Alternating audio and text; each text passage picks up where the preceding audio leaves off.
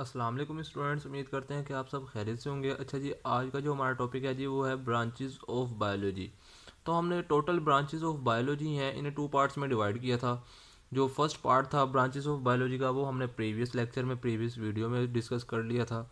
आज का जो है हमारा वो नेक्स्ट पार्ट है जी हमारा ब्रांचेस ऑफ बायोलॉजी का, और वो फर्स्ट वन है जी हमारे पास जेनेटिक्स। ब्रांचेस ऑफ बायोलॉजी में फर्स्ट वन है हमारे पास जेनेटिक्स। तो इस तरह as the name indicate that, जिस तरह के इसके नेम से इंडिकेट हो रहा है, जाहिर हो रहा है कि जेनेटिक्स, जेनेटिक्स मीन जीन। हम कहते हैं इन सिंपल कि जीन की जो स्टडी होगी वो हमारे पास क्या होगा, जेनेटिक्स। तो हम इसकी डेफिनेशन देख लेते हैं। Study of gene and their role in inheritance, मतलब कि जीन की स्टडी करना और फिर ये भी देखना कि इनहेरिटेंस में इसका क्या रोल है, इसका क्या किरदार है। ये इसकी स्टडी क्या होगी हमारे पास, जेनेटिक्स। मतलब जीन और इनहेरिटेंस में जीन का क्या रोल है, क्या किरदार है, इस चीज़ की स्टडी करना हमारे पास क्या है जी, जेनेटिक्स। फिर क्वेश्चन होगा जी जीन क्या है। हम कहते हैं जीन डीएनए का या हेरिडिटी मटेरियल का वो यूनिट है जो इंफॉर्मेशन को, खसूसियात को, करेक्टरिस्टिक्स को माँ बाप से औलाद में मुंतकिल करता है। तो उस यूनिट को हम कहते हैं जीन। जीन हम डीएनए के उस यूनिट को या हेरिडिटी मटेरियल के उस यूनिट को कहते हैं जो प्रॉपर्टीज़ को, करेक्टरिस्टिक्स को, खसूसियात को माँ बाप से औलाद में मुंतकिल करता है। मतलब एक जनरेशन से दूसरी जनरेशन में मुंतकिल करता है। तो उस यूनिट को हम कहते हैं जी जीन। फिर क्वेश्चन होता है जी इनहेरिटेंस क्या है। बायो में इनहेरिटेंस को कुछ इस तरह से डिस्कस किया जाता है कि वो अमल या वो प्रोसेस जिस दौरान जीन प्रॉपर्टीज़ को, खसूसियात को एक जनरेशन से दूसरी जनरेशन में मुंतकिल करेगा, तो उस प्रोसेस को, उस अमल को हम कहेंगे इनहेरिटेंस।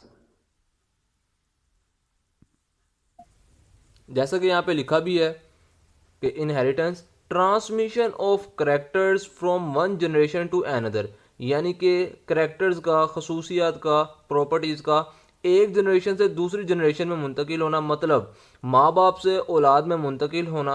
ये हमारे पास क्या है, ये प्रोसेस, ये अमल हमारे पास इनहेरिटेंस है। उसके बाद है जी हमारे पास प्लांटोलॉजी। प्लांटो मीन है हमारे पास फॉसल्स एंड लॉजी मीन है जी हमारे पास स्टडी ऑफ। तो इन सिंपल हम कह दें कि study of fossils is called paleontology. मतलब कि फॉसल्स की स्टडी करना ये हमारे पास क्या है जी, प्लांटोलॉजी। फॉसल्स की स्टडी करना ये हमारे पास है जी प्लांटोलॉजी। फिर क्वेश्चन होगा जी फॉसल क्या है। हम कहते हैं कि fossils are the remain of extinct organism, यानी कि एक्सटिंक्ट ऑर्गेनिज्म हम उन ऑर्गेनिजम्स को कहते हैं जो नापैद ऑर्गेनिजम्स होते हैं। नापैद ऑर्गेनिज्म मतलब ये कि वो ऑर्गेनिजम्स जो अब इस दुनिया पे पैदा नहीं हो सकते, उन ऑर्गेनिजम्स को हम कहते हैं नापैद ऑर्गेनिजम्स। और नापैद ऑर्गेनिजम्स को हम इंग्लिश में कहते हैं जी एक्सटिंक्ट ऑर्गेनिजम्स। फॉर एग्जांपल हम कहते हैं हमारे पास डायनासोर। डायनासोर का अगर हमें कोई भी बॉडी पार्ट्स मिल जाए तो हम उस पार्ट्स को हम कहेंगे फॉसल। और इस पार्ट्स की जो स्टडी होगी, यानी कि डायनासोर की कोई भी बॉडी पार्ट्स मिला हमें, उस पार्ट्स को हमने कह दिया कि फॉसल, और उस पार्ट की स्टडी को हमने कहा फॉसल। और मतलब कि वो जो स्टडी फॉसल जो होगा, यानी कि डायनासोर का जो पार्ट मिलेगा, बॉडी पार्ट, उस पार्ट को तो हमने कहा फॉसल्स। और उस पार्ट की जो स्टडी होगी वो हमारे पास क्या होगी, प्लांटोलॉजी। एक बार फिर से रिपीट कर लेते हैं। फॉसल्स हम कहेंगे एक्सटिंक्ट ऑर्गेनिज्म, यानी कि नापैद ऑर्गेनिजम्स का अगर हमें कोई भी बॉडी पार्ट मिले, यानी कि डायनासोर फॉर एग्जांपल, डायनासोर उसका हमें कोई बॉडी पार्ट मिलता है तो उसे हम कहेंगे जी फॉसल्स। और फिर उस बॉडी पार्ट की स्टडी जो हम करेंगे उसे हम कहेंगे जी प्लांटोलॉजी। उसके बाद है जी हमारे पास सोशियो बायोलॉजी। सोशियो मीन है जी सोशल बिहेवियर, बायो मीन है जी living organisms, and logy mean है जी स्टडी ऑफ। तो इन सिंपल हम कहें कि study of social behaviour of living organisms is called socio biology. हम इसकी डेफिनेशन देखते हैं। Study of social behaviour of living organisms that make societies, यानी कि लिविंग ऑर्गेनिजम्स की उन्होंने एक कंडीशन रख दी है कि वो लिविंग ऑर्गेनिजम्स जो सोसाइटीज़ बनाते हैं, यानी कि ह्यूमन बीइंग, उनका हमने सोशल बिहेवियर जब भी स्टडी करेंगे तो वो हमारे पास होगा जी सोशल बिहेवियर। ठीक, वो लिविंग ऑर्गेनिज्म जो सोसाइटीज़ बनाते हैं, यानी कि ह्यूमन बीइंग, यानी कि इंसान, उनका हम सोशल बिहेवियर जब हम स्टडी करेंगे तो वो हमारे पास क्या होगा जी, सोशल बिहेवियर। फिर क्वेश्चन होता है जी कि सोशल बिहेवियर क्या होगा। हम कहेंगे कि सोशल बिहेवियर यानी कि माशरे में इंसानों का रवैया कैसा है, सोसाइटीज़ में रवैया कैसा है, तो वो हमारे पास होगा सोशल बिहेवियर। फॉर एग्जांपल हम कहते हैं कि कोई एक पर्सन है, अचानक से उसके सामने शेर आ जाए तो उसे वो उस शेर को देख के भाग जाएगा, तो ये उसका क्या है, सोशल बिहेवियर। इसी तरह अगर कोई प्लांट उसके सामने है, यानी कि कोई दरख्त है एक इंसान के सामने, तो वो उस दरख्त को देख के भागेगा भी नहीं, ना तो डरेगा, तो ये भी उसका क्या है, सोशल बिहेवियर। उसके बाद है जी हमारे पास biotechnology. Bio mean living organism and technology mean practical application. तो हम इसकी डेफिनेशन देखें तो biotechnology deal with the practical application of living organism to make a substance for the welfare of Mankind.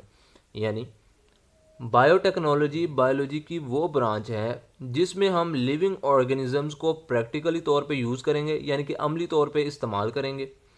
फिर इस्तेमाल करने के बाद इन लिविंग ऑर्गेनिजम्स के हम वो सब्सटेंस बनाएंगे जो इंसानों के लिए फ़ायदेमंद हो।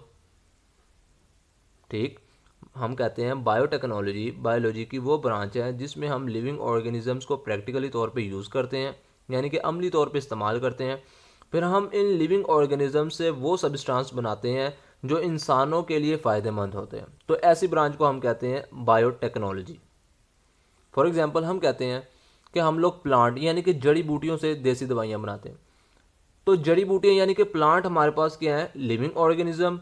हम उन्हें प्रैक्टिकली तौर पे इस्तेमाल करते हैं, फिर इस्तेमाल करने के बाद हम उनसे अद्वयात बनाते हैं, यानी कि देसी दवाइयाँ।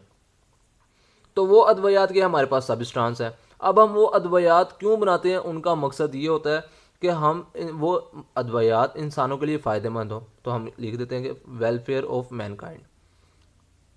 ये हमारे पास एग्जाम्पल है बायोटेक्नोलॉजी की। उसके बाद है जी हमारे पास एंटोमोलॉजी। हम कहते हैं एंटोमो मीन है जी इंसेक्ट्स एंड लॉजी मीन है जी स्टडी ऑफ। तो इन सिंपल हम कहते हैं study of insects is called entomology, यानी कि इंसेक्ट्स की स्टडी करना, हशरात कीड़े मकोड़ों की स्टडी करना, ये हमारे पास क्या है जी, एंटोमोलॉजी। एग्जाम्पल में हम देखें तो हम कहते हैं जी चूंटी, मक्खी, इनकी स्टडी हम जब करेंगे, इनकी स्टडी जब करेंगे हम, तो वो क्या होगा हमारे पास, एंटोमोलॉजी। उसके बाद है जी हमारे पास फार्माकोलॉजी। फार्माको मीन है जी ड्रग एंड लॉजी मीन है जी स्टडी ऑफ। तो हम कहते हैं कि ड्रग्स की स्टडी जो होगी वो हमारे पास क्या होगा जी, फार्माकोलॉजी। इन सिंपल ड्रग्स की स्टडी जो होगा हमारे पास क्या होगी, फार्माकोलॉजी। डेफिनेशन देखें तो हम कहते हैं study of drug and their effect on the system of human body, यानी कि ड्रग्स की स्टडी करना। फिर हमने ये भी देखना कि ह्यूमन बॉडी पे उस ड्रग का क्या इफेक्ट होगा, इस कंप्लीट प्रोसेस की स्टडी करना क्या होगा हमारे पास, फार्माकोलॉजी। फिर क्वेश्चन होता है जी कि ड्रग क्या है। हमारे पास जितनी भी मेडिसिन है वो तमाम की तमाम हमारे पास ड्रग्स हैं।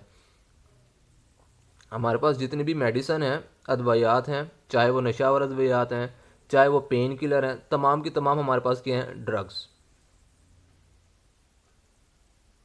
फिर साथ साथ हमने ये भी देखना कि उनका ह्यूमन बॉडी पे इफेक्ट क्या होगा। फॉर एग्जांपल हम कहते हैं अगर कोई पर्सन है उसे फीवर है, वो पैराडोल यूज़ करता है और थोड़ी देर बाद वो ठीक हो जाता है, तो हम कहेंगे कि उसका इफेक्ट क्या हुआ, कि उस मेडिसिन का, उस ड्रग का इफेक्ट क्या हुआ कि वो कुछ देर बाद ठीक हो गया। तो इस कंप्लीट प्रोसेस की स्टडी क्या होगी हमारे पास, फार्माकोलॉजी। उसके बाद लास्ट पे है जी embryology. Embryo mean embryo and logy mean study of. तो इन सिंपल हम कहें कि study of embryo is called embryology, यानी कि एम्ब्रियो की स्टडी करना वो हमारे पास एम्ब्रियोलॉजी है। लेकिन अगर हम इसकी डेफिनेशन देखें तो वो कुछ इस तरह से है, study of development of embryo to new individual. मतलब ये कि एक एम्ब्रियो का बनना, फिर उस एम्ब्रियो से एक नए इंडिविजुअल यानी कि एक नए फर्द का बनना, ये हमारे पास क्या होगा, इस चीज़ की स्टडी हमारे पास क्या होगी, एम्ब्रियोलॉजी। यानी कि एक एम्ब्रियो का बनना, डेवलप होना, फिर उस एम्ब्रियो से एक नए फर्द का, एक नए इंडिविजुअल का बनना, ये हमारे पास इस चीज़ की स्टडी हमारे पास क्या होगी, एम्ब्रियोलॉजी।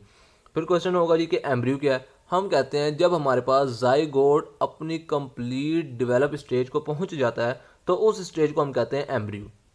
जब जाइगोट अपनी कंप्लीट डेवलप स्टेज को पहुंच जाता है तो उस स्टेज को हम कहते हैं एम्ब्रियो। ये था जी हमारा आज का टॉपिक।